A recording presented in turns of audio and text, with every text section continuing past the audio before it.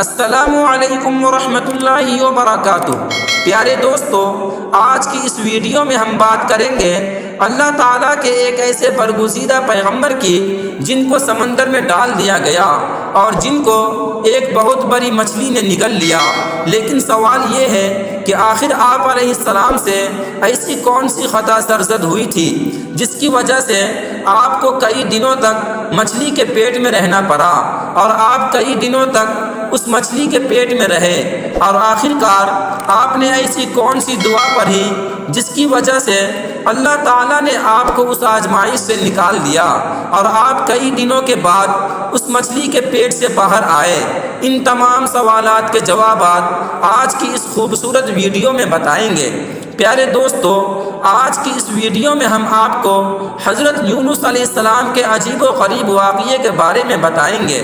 اور اس دعا کے بارے میں بتائیں گے کہ جو حضرت یونس علیہ السلام نے اللہ تعالیٰ کی بارگاہ میں مانگی اور جس کے بعد اللہ تعالیٰ نے حضرت یونس علیہ السلام کو اس آزمائش سے دور کر دیا، اور اس دعا کو جو بھی کسی مصیبت میں پڑھے گا تو اللہ تعالیٰ اپنے فضل و کرم سے اس کی تمام پریشانیوں کو دور کر دے گا۔ پیارے دوستو، حضرت یونس علیہ السلام اللہ تعالیٰ کے ایک برگزیدہ پیغمبر گزرے ہیں جن کو اللہ تعالیٰ نے قوم بنی اسرائیل کی طرف مبعوث فرمایا تھا۔ اور دوستو، یاد رہے کہ قوم بنی اسرائیل دنیا کی وہ واحد قوم ہے جس کی طرف اللہ تعالیٰ نے سب سے زیادہ انبیاء کرام کو بھیجا،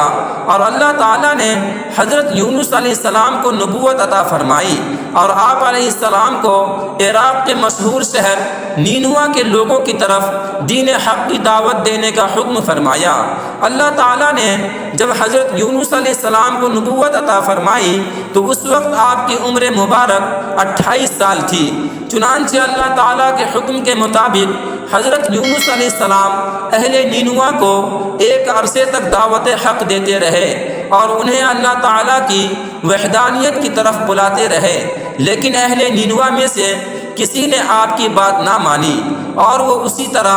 اپنے گناہوں اور برائیوں کے اندر مبتلا رہے۔ لیکن اس کے باوجود بھی حضرت یونس علیہ السلام اپنی قوم کو اللہ تعالیٰ کی وحدانیت کی طرف بلاتے رہے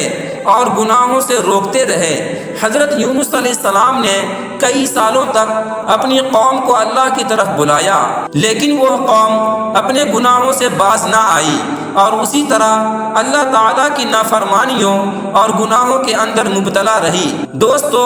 اہل نینوا کی اس سرکشی اور مخالفت نے حضرت یونس علیہ السلام کو دل برداشتہ کر دیا، اور حضرت یونس علیہ السلام اپنی قوم کی نافرمانیوں کو دیکھ کر ان سے سخت ناراض ہو گئے اور ان کے لیے اللہ تعالیٰ سے عذاب الہی کی بد دعا کر کے اس بستی سے روانہ ہو گئے۔ اور پھر جب آپ علیہ السلام اپنی قوم کے لیے بد دعا کرنے کے بعد اس بستی سے باہر نکلے تو چلتے چلتے دریائے فرات کے کنارے پر پہنچ گئے، اور وہاں آپ کو مسافروں سے بھری ہوئی ایک کشتی نظر آئی جو جانے کے لیے تیار تھی۔ چنانچہ آپ علیہ السلام بھی اس کشتی میں سوار ہو گئے۔ کشتی ابھی کچھ دور ہی گئی تھی کہ اللہ تعالیٰ کی طرف سے خوفناک طوفانی ہوائیں چلنے لگی، اور ان خوفناک طوفانی ہواؤں کے اندر وہ کشتی ڈگمگانے لگی، اور ان طوفانی ہواؤں کے اندر کشتی کے ڈوبنے کا خطرہ مزید بڑھ گیا۔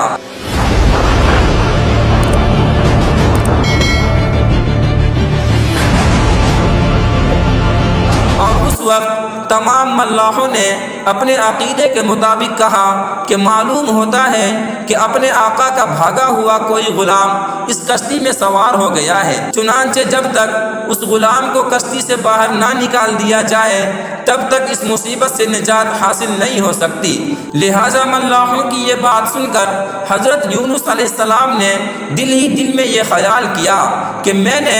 اللہ تعالیٰ کی وحی کا انتظار کیے بغیر ہی اپنی قوم کے لیے بد دعا کی اور وہاں سے چلا آیا، اور شاید اللہ تعالیٰ کو میرا یہ عمل پسند نہ ہو، اور اسی وجہ سے یہ آثار نمودار ہوئے ہیں۔ یہ منظر دیکھ کر حضرت یونس علیہ السلام نے ان ملاحوں سے کہا کہ میں ہی وہ بھاگا ہوا غلام ہوں جو اپنے آقا سے بھاگ کر یہاں اس کشتی پر سوار ہو گیا ہوں، مجھے کشتی سے نیچے پھینک دو تاکہ یہ طوفان رک جائے۔ مگر کشتی میں سوار تمام مسافر اور ملاح آپ کے بارے میں خوب جانتے تھے اور آپ کو ایک نیک انسان سمجھتے تھے، اور وہ تمام لوگ آپ کی شرافت سے خوب واقف تھے۔ اس کے بعد یہ طے پایا کہ قرہ اندازی کی جائے، جس کا نام قرہ اندازی میں نکلے گا اس کو کشتی سے باہر پھینک دیا جائے گا۔ سب کی رائے کے مطابق قرہ اندازی کی گئی اور پہلی ہی دفعہ میں حضرت یونس علیہ السلام کا نام نکل آیا، لیکن اس کے باوجود بھی تمام ملاحوں اور مسافروں کو یقین نہ آیا، اور پھر اس کے بعد دوسری اور تیسری بار بھی قرہ اندازی کی گئی، مگر ہر بار حضرت یونس علیہ السلام کا ہی نام نکلتا۔ لہذا اس طرح مسافر اور ملاح اس بات پر مجبور ہو گئے کہ وہ حضرت یونس علیہ السلام کو کشتی سے نکال دیں۔ ابھی وہ سب یہ سوچ ہی رہے تھے کہ حضرت یونس علیہ السلام نے خود ہی کشتی سے چھلانگ لگا دی، اور اس وقت اللہ تعالیٰ نے ایک بہت بڑی مچھلی کو حکم دیا، تو اس مچھلی نے آپ علیہ السلام کو زندہ ہی نگل لیا، اور اللہ تعالیٰ کے حکم سے اس مچھلی نے آپ علیہ السلام کو صحیح سلامت اپنے پیٹ میں محفوظ رکھا۔ دوستو، جب حضرت یونس علیہ السلام اپنی قوم سے ناراض ہو کر اس بستی سے چلے گئے تھے تو آپ علیہ السلام نے ان لوگوں کو عذاب الہی کی پیش گوئی بھی کی تھی، لیکن ان لوگوں کو حضرت یونس علیہ السلام کی کسی بات پر کوئی یقین نہ آیا۔ وہ لوگ کہا کرتے تھے کہ حضرت یونس علیہ السلام تو کہتے تھے کہ اللہ تعالیٰ کا عذاب آئے گا، لیکن اب تک تو کوئی عذاب نہ آیا، نہ جانے وہ عذاب کب آئے گا۔ مگر کچھ ہی دنوں کے بعد اللہ تعالیٰ کے عذاب کے اثرات نمودار ہونے لگے، اور اس طرح عذاب الہی کو دیکھ کر وہ لوگ پریشان ہو گئے اور ایک دوسرے سے کہنے لگے کہ حضرت یونس علیہ السلام کی بات غلط نہ تھی اور آپ واقعی اللہ کے سچے پیغمبر ہیں۔ تو ان لوگوں نے اللہ تعالیٰ کے عذاب کے اثرات کو دیکھ کر اللہ تعالیٰ کی بارگاہ میں خوب توبہ کی اور اللہ تعالیٰ کے وحدانیت پر ایمان لے آئے، اور اللہ تعالیٰ سے اس عذاب کے ٹل جانے کی دعا کرنے لگے۔ تو اس وقت اللہ تعالیٰ نے ان لوگوں کی توبہ کو قبول فرما لیا اور ان کو اس عذاب سے محفوظ رکھا۔ پیارے دوستو، حضرت یونس علیہ السلام مچھلی کے پیٹ میں زندہ تھے اور اللہ تعالیٰ کی وحی کا انتظار کیے بغیر ہی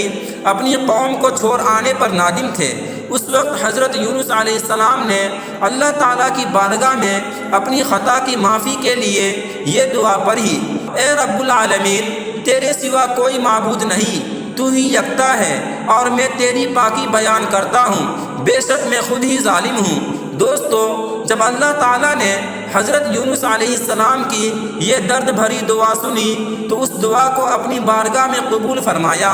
اور حضرت یونس علیہ السلام کو اس آزمائش سے نجات عطا فرمائی۔ اس وقت اللہ تعالیٰ نے مچھلی کو حکم دیا کہ وہ حضرت یونس علیہ السلام کو صحیح سلامت دریا کے کنارے پر ڈال دے۔ تو اس وقت مچھلی نے اللہ تعالیٰ کے حکم کی تعمیل کرتے ہوئے حضرت یونس علیہ السلام کو دریا کے کنارے پر ڈال دیا، اور اس طرح حضرت یونس علیہ السلام 40 دنوں تک مچھلی کے پیٹ میں رہے، اور 40 دن کے بعد اللہ تعالیٰ نے آپ کی یہ دعا قبول فرمائی اور اس آزمائش سے آپ کو نجات بخشی۔ جب آپ مچھلی کے پیٹ سے باہر آئے تو آپ کی حالت بہت کمزور ہو چکی تھی اور آپ علیہ السلام زمین پر گر گئے۔ تو اس وقت اللہ تعالیٰ نے آپ کے قریب ہی ایک درخت اگایا اور آپ اس کے سائے میں آرام کرنے لگے، جس سے آپ کی طبیعت کچھ بہتر ہوئی۔ تو آپ علیہ السلام نے اس درخت کے سائے میں ایک جھونپڑی بنائی اور اس جھونپڑی میں رہنے لگے، لیکن کچھ عرصے کے بعد وہ درخت سوکھنے لگا، اور یہ ماجرا دیکھ کر حضرت یونس علیہ السلام بہت پریشان ہوئے، کیونکہ حضرت یونس علیہ السلام اس درخت سے بہت محبت کرنے لگ گئے تھے۔ تو اس وقت اللہ تعالیٰ نے حضرت یونس علیہ السلام کی طرف ایک وحی بھیجی کہ اے یونس، تمہیں اس درخت کے سوکھنے کا بہت افسوس ہوا، جو کہ ایک معمولی اور حقیر چیز ہے، لیکن اپنی قوم کو چھوڑتے ہوئے یہ نہ سوچا کہ نینوا میں بسنے والے 1,00,000 انسانوں اور اس کے علاوہ لاتعداد حیوانوں اور جانداروں کو ہلاک کرنے میں ہمیں ناگواری نہ ہوتی، کیا ہم ان کے لیے اس سے بھی زیادہ مہربان نہ ہوتے؟ جتنا تم اس درخت کے لیے ہوئے ہو اور آپ وحی کا انتظار کیے بغیر ہی اپنی قوم کو چھوڑ کر چلے آئے۔ ایک نبی کی یہ شان نہیں کہ وہ اپنی قوم کو بد دعا کر کے نفرت کی وجہ سے ان سے جدا ہونے میں جلدی کرے اور وحی کا انتظار بھی نہ کرے۔ پھر اللہ تعالیٰ نے حضرت یونس علیہ السلام کو یہ حکم دیا کہ وہ دوبارہ نینوا جائیں اور وہاں پر رہ کر نینوا کے لوگوں کو دین حق پہنچائیں۔ تو اس وقت حضرت یونس علیہ السلام اللہ تعالیٰ کے حکم کے مطابق نینوا کی طرف دوبارہ تشریف لے گئے۔ تو نینوا کے لوگوں نے حضرت یونس علیہ السلام کی آمد پر بہت خوشی کا اظہار کیا اور پھر حضرت یونس علیہ السلام سے دین کی تبلیغ حاصل کرنے لگے۔ تو پیارے دوستو، یہ تھا حضرت یونس علیہ السلام کا خوبصورت واقعہ۔ اس واقعے سے آپ کو کیا سیکھنے کو ملا کمنٹ میں ضرور بتائیے گا، اور ویڈیو پسند آئی ہو تو ویڈیو کو ایک لائک کر کے اپنے تمام دوستوں میں شیئر ضرور کیجیے گا، اور اس طرح کی اور ویڈیو حاصل کرنے کے لیے ہمارے چینل شاہین وائس کو سبسکرائب ضرور کیجیے گا۔ ملتے ہیں اگلی ویڈیو میں۔